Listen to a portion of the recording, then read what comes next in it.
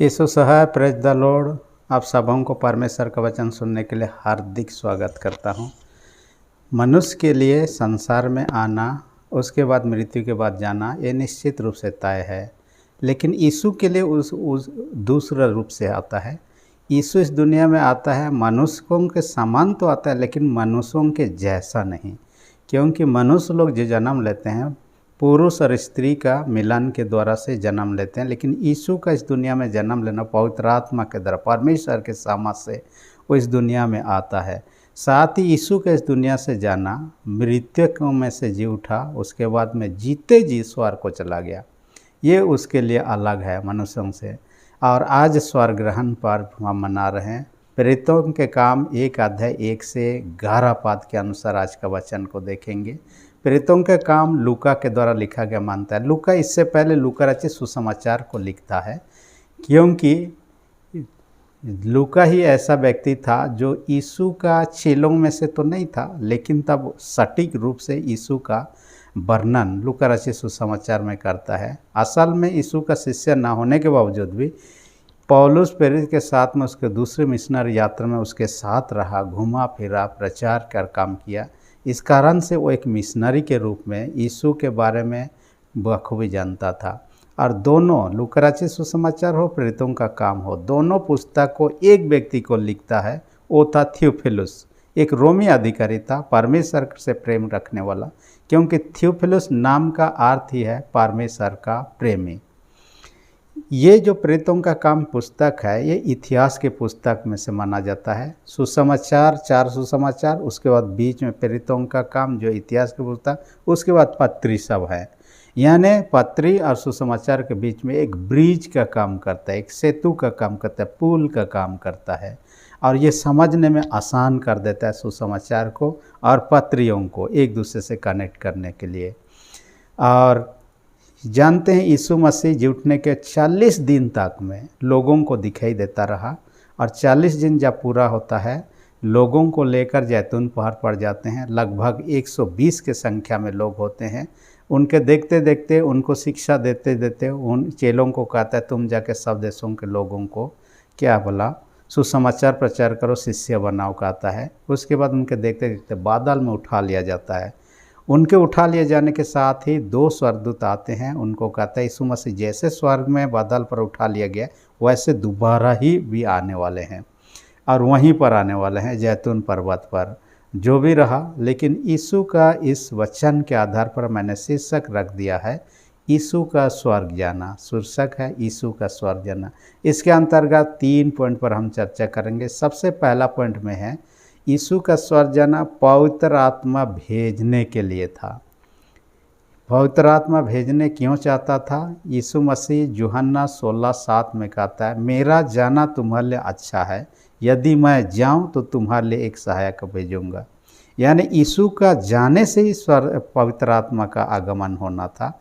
यीशु जब इस दुनिया में थे, एक समय में एक जगह पर उपस्थित रहते थे, वहाँ के लोगों को मदद करते थे, चंगाई देते थे, सहायता करते थे। लेकिन पवित्र आत्मा जब आएगा, हर एक के साथ में होगा, संसार के किसी छोर में होगा, किसी जगह पर होगा, हर एक के संग साथ होगा, हर एक की रक्षा करेगा, हर एक को मार्गदर्शन करेगा, हर एक को चंगाई दे सकता है, हर एक को सुरक्षा प्रदान कर सकता है। इसलिए कहता है, सहायक भेजूंगा, तुम्हारे लिए अच्छा है। इसलिए यीशु को मसीह को जाना पड़ा। और हम जानते हैं, जिस दिन 50 दिन पूरा होता है यीशु का जी उठने के बाद में, पेंतिकोस्ट का पर्व के दिन में पवित्र आत्मा उतरता है। और ये पवित्र आत्मा के द्वारा से देखने पाते हैं, चेले लोग सामर्थ पा लेते हैं। और सामर्थ पाने के बाद में ये लोग सेवकाई शुरू करते हैं। इनको इंतज़ार करना पड़ता है इतने दिनों तक। और यीशु ने कहा है, जब तक सहायक नहीं आता है, तुम लोगों को यरूशलेम में ही रहना है।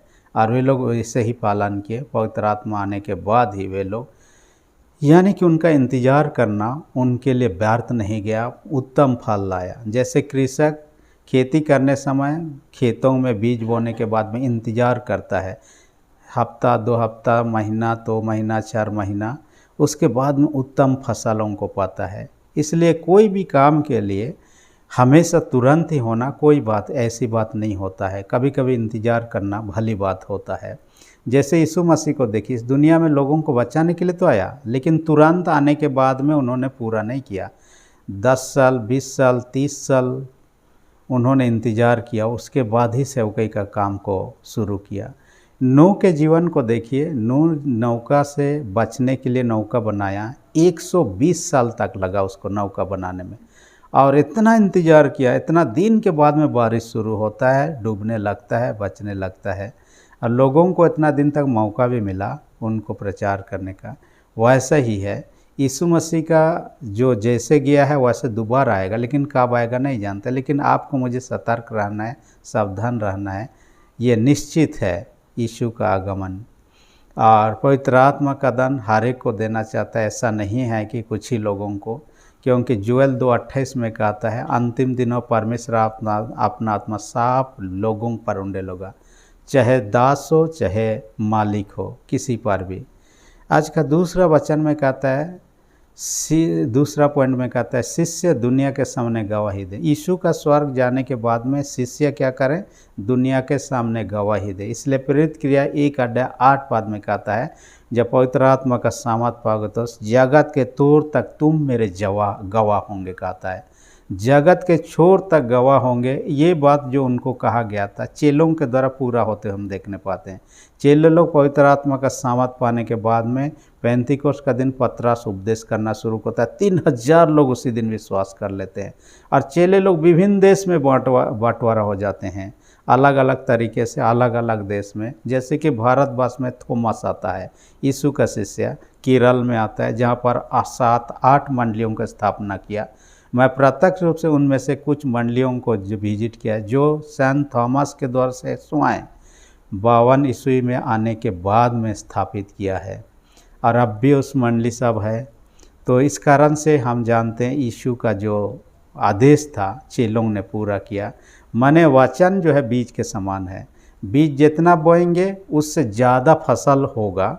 वैसे ही है, वचन रूपी बीज जितना बोया जाता है उतना ही ज़्यादा विश्वासी लोगों का, क्योंकि विश्वास जो है वचन सुनने से होता है।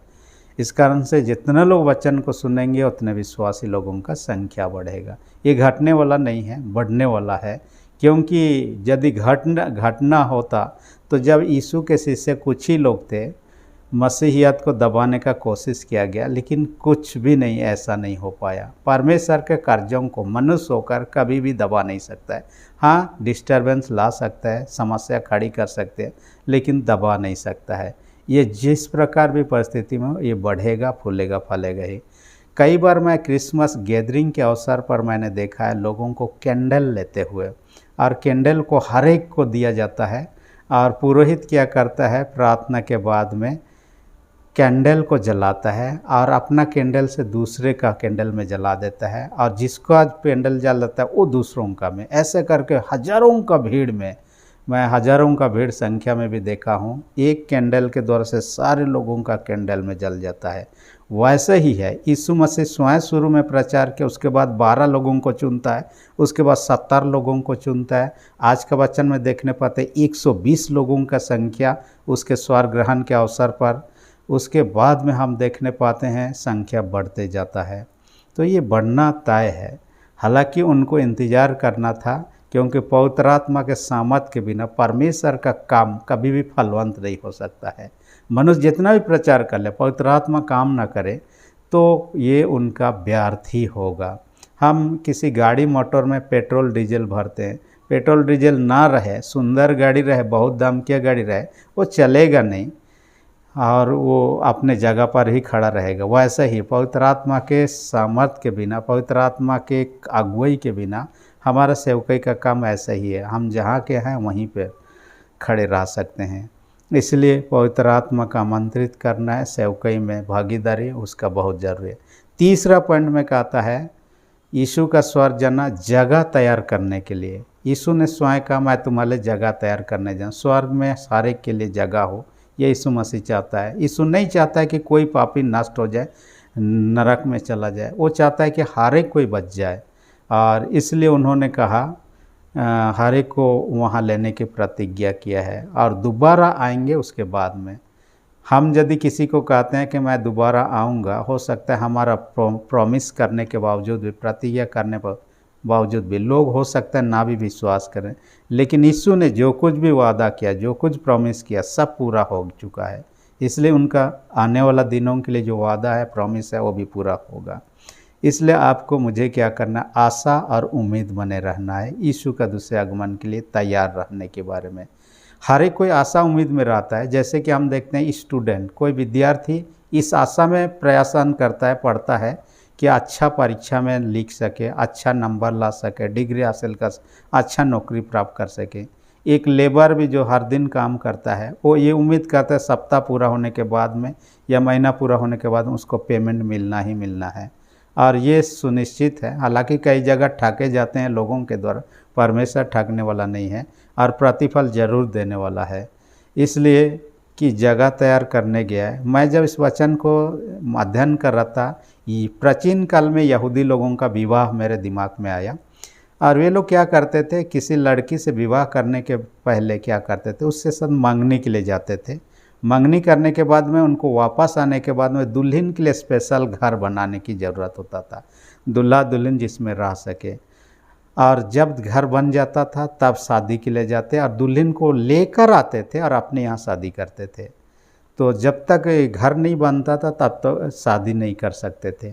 वैसे ही यीशु मसीह जगह तैयार करने गया, तैयार हो जाएगा, समय आएगा, वो वापस आने वाले हैं, हर एक विश्वासी को वहाँ लेने वाले हैं, ताकि हर एक कोई वहाँ पर सुख चैन से रह सके।